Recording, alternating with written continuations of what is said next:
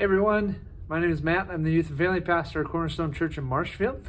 I'm here today with your Cornerstone Connection, a daily devotional.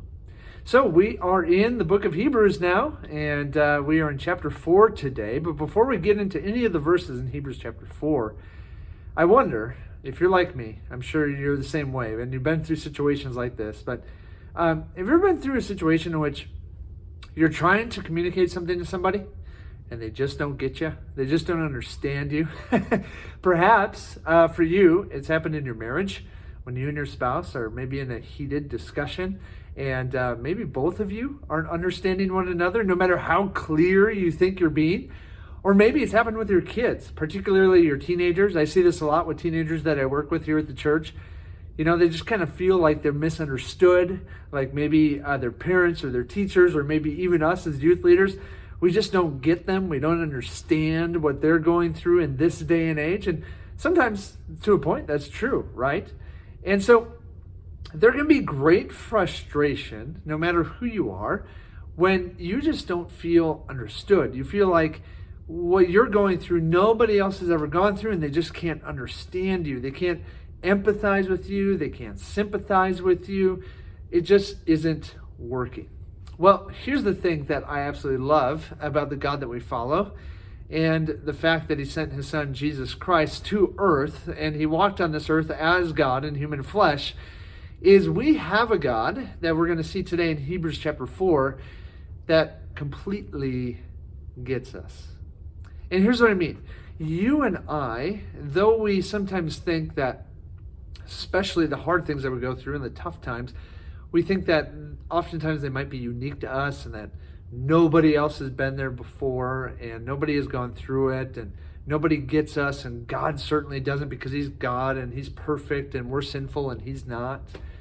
Here's the beauty of the Christian faith. We have a God, again, who decided, I'm going to put on human flesh, and I'm gonna go exactly in the shoes of my people that I want to have a relationship with. This is just a beautiful thing.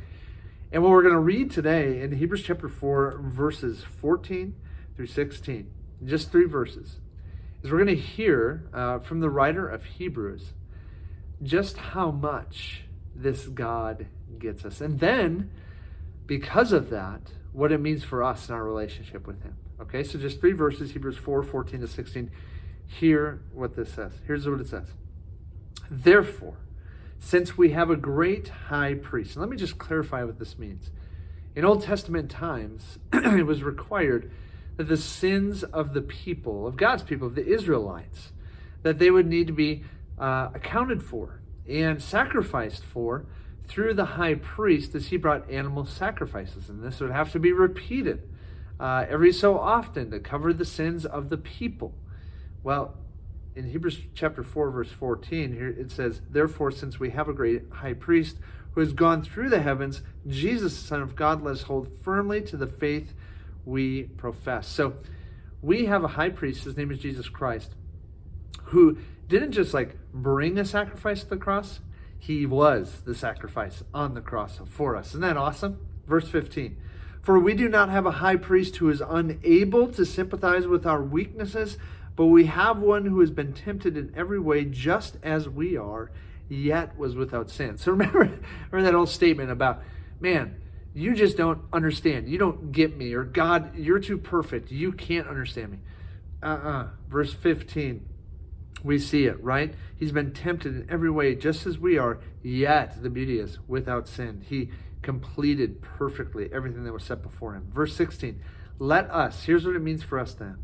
Let us then approach the throne of grace with confidence. Let us approach the throne of grace with confidence so that we may receive mercy and find grace to help us in our time of need. Here's the thing. As broken, sinful human beings, the last thing we should have before a holy God is confidence. That's the last thing we should have, because we're completely a mess and a wreck before him. But the beauty is, because we know Jesus Christ personally, and he is our high priest, and he is our sacrifice. And when God sees us, he sees his son Jesus. We can approach God right now with confidence and trust that he will lavish upon us his grace and his mercy. because we are in Christ. Isn't that beautiful? So friends, I don't know how misunderstood you feel today. Perhaps even this morning you've made a statement of you just don't get it, you don't understand. Please know this, God does. He experienced everything you've ever experienced and will experience. He's been tempted in every way, but here's the beauty. He completed and went through that temptation without any slip-ups. And so he's with you in whatever you're in today. And he totally gets you and he totally understands you. And he stands with you and you can approach the throne of grace with confidence because of Christ. Have a great day, friends. We'll see you next time on the Cornerstone Connection.